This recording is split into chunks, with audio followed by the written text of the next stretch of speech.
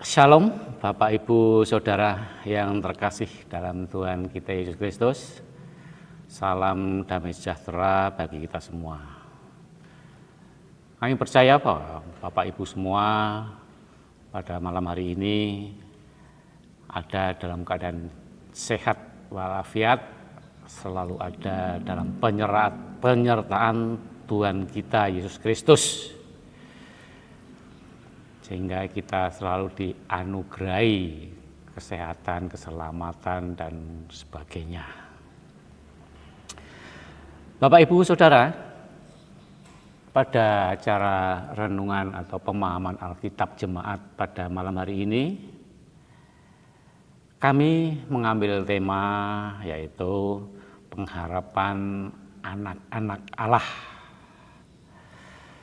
Dan kita akan mengambil bacaan dari kitab Roma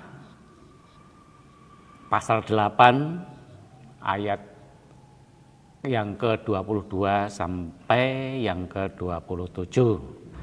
Dan pada kali ini akan saya sampaikan dengan metode expository.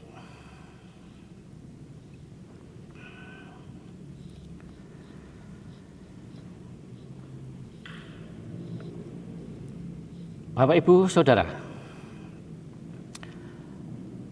mari kita buka kitab Roma pasal 8 ayat 22 sampai dengan 27. Dan sebelum kita membacanya, mari kita mohon pertolongan Roh Kudus agar segala sesuatunya bisa berjalan dengan baik.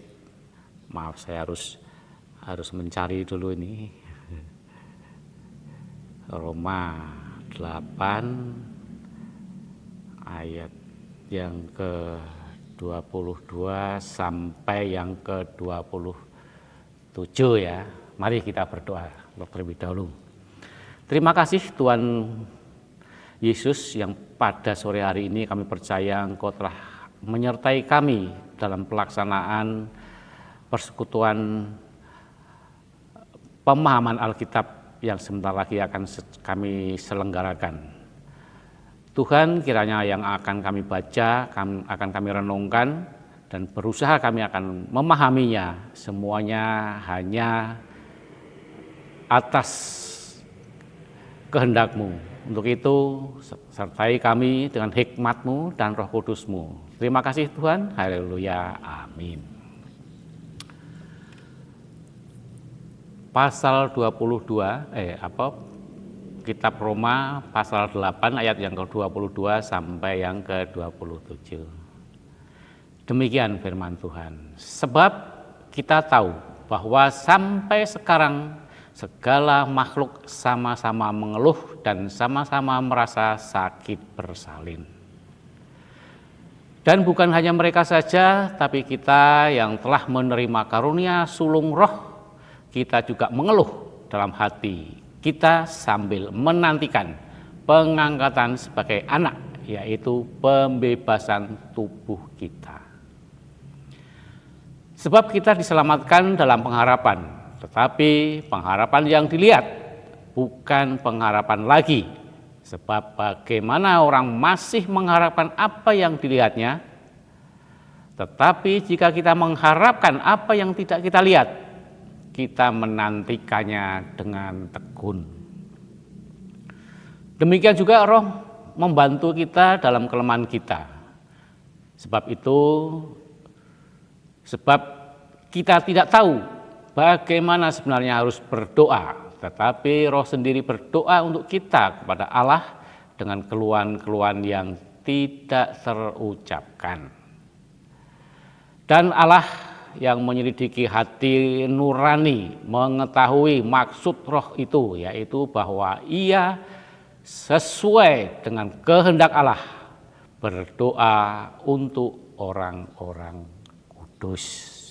Sedemikian jauh Bapak, Ibu, Saudara yang terkasih dalam Tuhan kita Yesus Kristus, pembacaan firman Tuhan. Berbahagialah bagi kita semua yang mau membaca, mendengarkan, dan melaksanakan firman Tuhan ini dalam hidup kita hari lepas hari.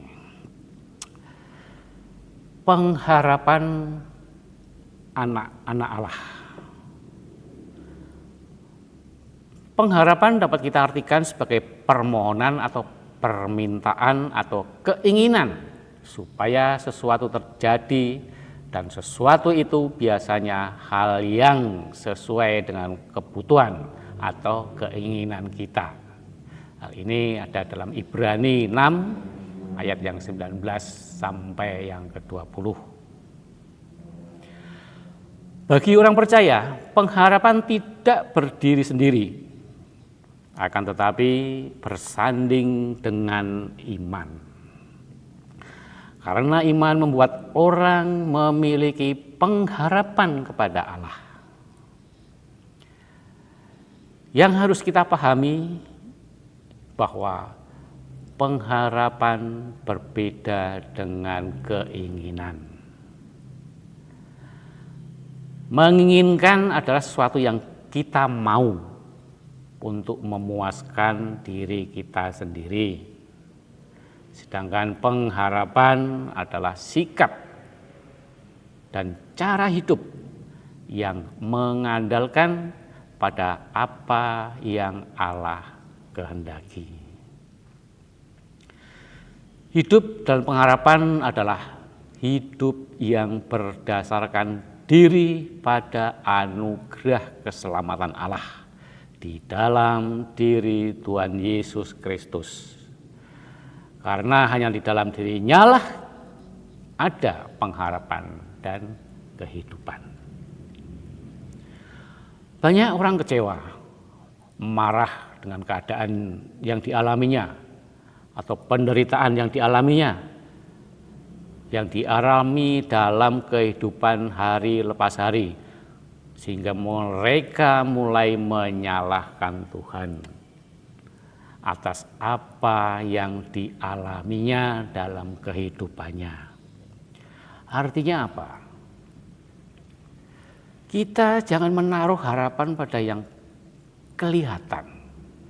Kelihatan itu artinya duniawi, artinya kepada manusia. Karena kita kalau berharap pada manusia, ujung-ujungnya kita adalah kecewa atau kekecewaan. Akan tetapi berpengharapanlah pada yang tidak kelihatan. Tidak kelihatan berarti bukan jin, setan, atau tuyul dan sebagainya. Akan tetapi yang tidak kelihatan itu yaitu pada anugerah Allah di dalam diri Tuhan Yesus. Karena dalam Yesus kita tidak akan dikecewakan. Dalam Yesus ada kepastian. Karena Yesus tidak pernah mengecewakan. Semua janji-janjinya pasti dikenapi. Dengan kekecewaan yang kita alami, akhirnya kita melakukan tindakan yang tidak logis, tidak masuk akal, untuk bisa keluar dari permasalahan yang ada. Apapun caranya, segala macam cara dilakukan. Melakukan segala macam cara, menghalalkan segala macam cara. Mereka tidak peduli, sekalipun jalan yang ditempuhnya itu akan berujung pada kesia-siaan. Seperti tertulis bahwa ada jalan yang disangka orang lurus, tetapi ujungnya menuju maut.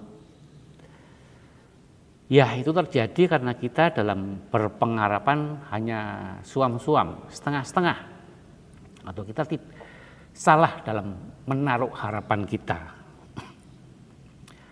Memang benar bahwa pengharapan itu sudah tidak ada ketika yang kita harapkan itu sudah kita alami atau sudah kita lihat atau sudah terjadi.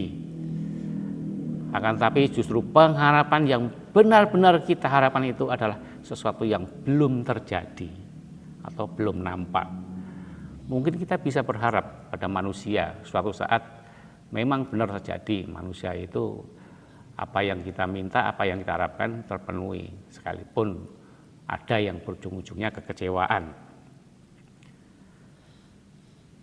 Tapi kita berharaplah kepada yang tidak nampak, yaitu kepada Allah, kepada Yesus. Dan harapan yang sudah kita alami atau sudah kita lihat itu biasanya harapan-harapan duniawi, di mana tidak jarang kita selalu ujung-ujungnya kekecewaan.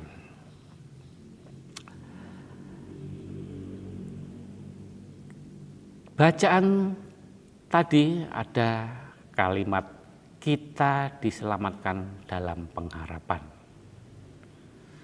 Kalimat ini bisa ditafsirkan baik secara negatif maupun positif ya. Yang secara negatif seakan-akan tertulis hanya secara pengharapan. Artinya kita diselamatkan, tetapi buahnya belum kita nikmati. Makanya di sini kita masih mengeluh dan menanti-nantikan harapan itu akan terpenuhi. Yang secara positif, keselamatan yang kita peroleh memberi kita pengharapan dalam kita menghadapi keadaan kita serta menghadapi dunia di sekeliling kita, dan kita tidak boleh menyerah karena kita yakin bahwa kita akan mendiami suatu dunia yang baru di mana penderitaan kita dan penderitaan dunia yang lama ini sudah berakhir. Akibatnya terdapat kebenaran dalam keadilan. Dalam kehidupan anak-anak Allah, kedua pola pikir negatif dan positif ini bisa saja hadir atau terjadi. Dalam kondisi inilah Paulus meyakini bahwa Roh Allah akan menolong setiap anak-anak Allah untuk terus berpengharapan. Bahkan di tengah situasi yang mungkin sama sekali sudah tidak ada lagi pengharapan. Mungkin kita semua pernah mengalami kita seakan-akan putus asa. Putus asa karena segala sesuatu sudah mentok. Nah itulah Paulus mengingatkan kepada kita bahwa Roh Allah akan menolong setiap anak-anak Allah untuk terus berpengharapan. Berpengharapanlah kepada Allah. Roh Kudus sesuai janji Tuhan Yesus hadir sebagai roh penolong. Roh Kudus hadir dalam diri kita dan menjadi pengantara. Itu bisa kita baca dalam Yohanes 14 ayat yang ke-16. Dan Roh Kudus menyambut keluhan kita dan menjalinnya dalam bentuk yang sesuai dengan kehendak Allah. Roh Kudus juga membantu kita dalam melawan dosa dan menolong kita fokus pada kehidupan kita yang baru. Tuhan tidak pernah membiarkan kita bergumul seorang diri. Dia sangat peduli dan sanggup memberikan pengharapan yang pasti dan tidak pernah mengecewakan. Kita harus yakin dan berpengharapan bahwa di dalam Tuhan pasti ada jalan keluar. Sesulit apapun persoalannya, seberat apapun pergumulan kita, jalan keluar selalu tersedia. Yang perlu diingat, kesulitan adalah bukan akhir dari segalanya. Tentang kehidupan adalah sebuah tantangan kehidupan adalah sebuah harapan bahwa di balik sebuah tantangan pasti selalu ada makna yang tersembunyi dan hasil sesuatu yang akan kita dapatkan. Untuk itu berserahlah kepada kehendak Tuhan. Dalam Filipi 4 ayat 13 dikatakan bahwa segala perkara dapat kutanggung di dalam Dia yang memberi kekuatan kepadaku. Bahkan ini dipakai untuk oleh Holyfield pada saat mengalahkan Mike Tyson itu, ditulis di celananya itu ada tulisan Filipi 4 ayat 13. Terlepas itu benar atau salah dalam pemakaian itu, ya kita tinggal melihat dari sudut mana itu. Segala sesuatu di dunia ini selalu terkait dengan hukum tabur tuai. Sama seperti kita menanam sebuah pohon. Tentunya buahnya baru bisa kita nikmati dan tidak bisa instan begitu kita tanam langsung itu berbuah, itu tidak mungkin. Pasti ada saat kita menanamnya, akan tetapi memerlukan proses pertumbuhan sehingga buah itu akan berbunga dan berkembang dan berbuah, sehingga akan kelihatan buahnya. Ketekunan membawa hasil yang mengarah pada kemuliaan, sehingga kita harus melalui proses, segala sesuatu harus kita jalani proses-proses itu. Ibarat kita adalah sebagai bejana yang akan dibentuk oleh Tuhan Yesus, kita harus melalui proses semuanya. Tidak ada orang buat bejana kalau ujuk-ujuk jadi bejana, enggak ada. Sama saja kita kalau membuat pisau, parang atau benda arit itu harus dibakar dulu, digembleng dulu. Prosesnya begitu luar biasa, baru menghasilkan sesuatu yang sangat bermanfaat. Sampai hari ini kita diingatkan agar kita tetap bertekun dalam menghadapi segala perkara. Baik perkara kecil maupun besar kita hadapi dengan penuh sukacita. Karena kita ada Yesus. Dalam Roma 12 ayat yang 12, bersukacitalah dalam pengharapan, sabarlah dalam kesesakan, dan bertekunlah dalam doa. Tuhan Yesus memberkati. Amin. Mari kita tutup dengan doa. Terima kasih Tuhan Yesus, karena Engkau pada sore menjelang malam hari ini telah menyertai kami dalam kami belajar untuk memahami firman-Mu. Kiranya apa yang kami pelajari ini menjadikan berkat bagi kami semua dan bisa menjadikan kami belajar tentang berpengharapan pada yang benar, yaitu kepada Allah, Tuhan dan Juru Selamat kami, yaitu kepada Yesus Kristus yang selalu menjanjikan kepastian kepada kami. Di mana kami sebagai manusia kadang-kadang sering salah berharap. Kami selalu berharap pada manusia, selalu berharap pada dunia, sehingga kami sering dikecewakan. Tuhan ajarkan kepada kami untuk bisa berharap dengan baik dan benar. Terima kasih Tuhan. Haleluya. Amin.